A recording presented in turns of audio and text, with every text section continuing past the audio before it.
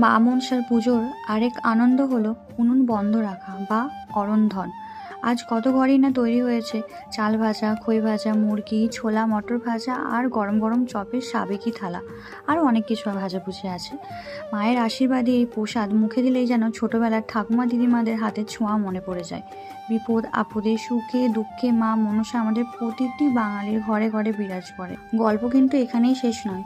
শুকনো চাল ভাজা আর খই ভাজার সাথে আসল টুইস্টটা এলো একটু পরে। ওদিকে কড়াইতে ছ্যাঁক ছ্যাঁক করে ভাজা হচ্ছে গরম গরম মুচমুচে চপ, আর এদিকে থালায় তৈরি হচ্ছে শুকনো লঙ্কা পোড়া দিয়ে আলু ভাতে মাখা। উফ, এই মাখা আলু ভাতের সাথে যখন কড়াই থেকে নামানো গরম চপটা ভাঙা হয় আর সাথে থাকে মজমজে চাল খই ভাজা, তখন মনটা আর ঘরে থাকে না। এই নিরামিষের দিনে এর চেয়ে বড় রাজভোগ আর কী বা হতে পারে বলুন।